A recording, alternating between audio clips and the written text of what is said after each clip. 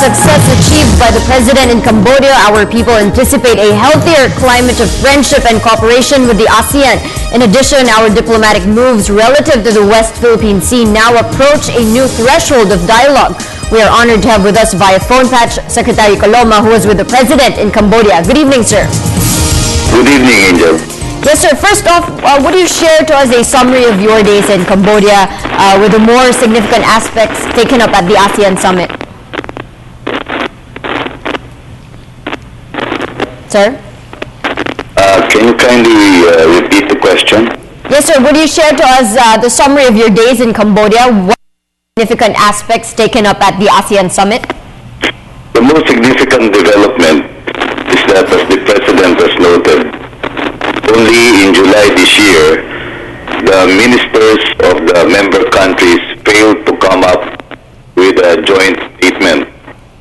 While 3 months later, here we have the heads of state and heads of governments being united in the idea that ASEAN needs to formalize the formulation of a code of conduct on the South China Sea or the West Philippine Sea.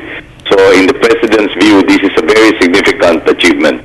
So, sir, what is the time frame that we are looking at before we get into the formation of the code of conduct? I guess we just have to say as soon as possible, no? Considering that it took 10 years when the ASEAN had this declaration on the code of 2000. That was 10 years ago, and it's only now that they're talking about formulation of a code of conduct. So we're just hoping that it will not take that long, given the urgency of the issues that are being faced by the countries involved and by ASEAN itself.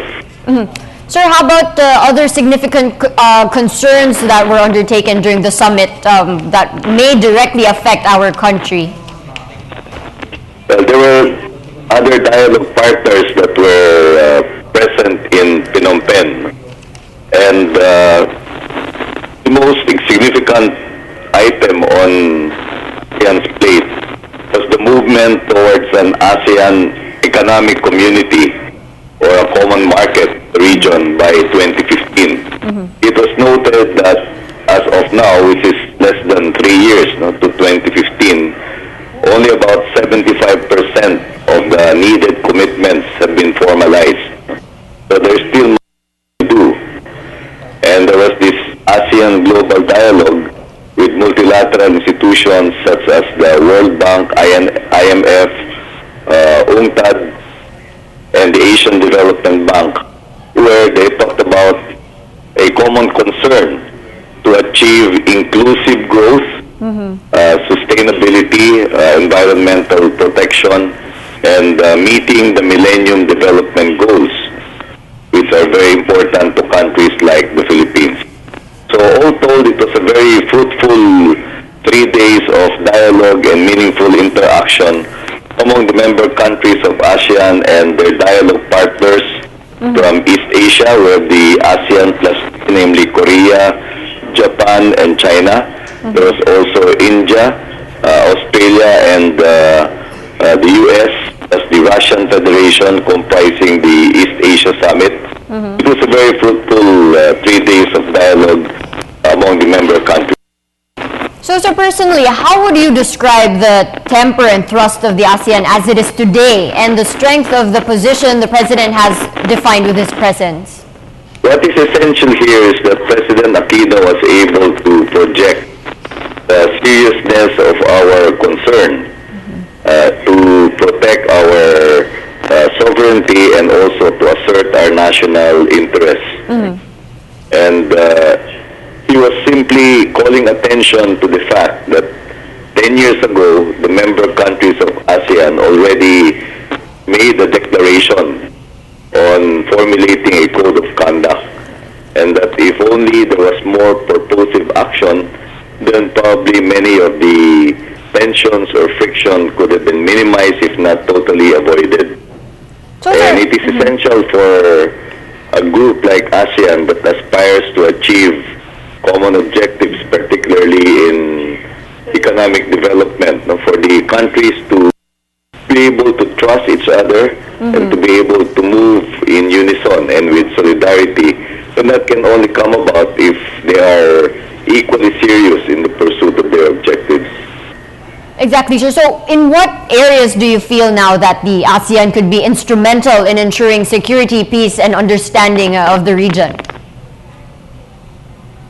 Well, let us keep in mind that ASEAN is primarily established in order to achieve economic development. And the issue that is focused on the South China Sea, as well as related concerns in other bodies of water, are at their core economic development issues.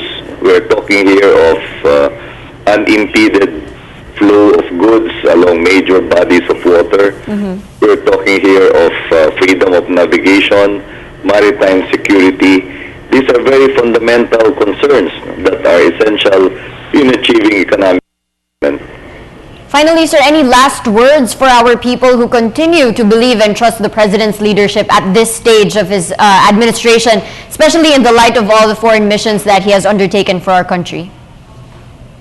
The President emphasized in his arrival statement last night that although this may seem to be a David and Goliath situation, the Philippines being pitted against larger countries, what is essential is that we are able to keep our heads up high with self-respect and dignity, because we are asserting our rights and we are asserting our sovereignty.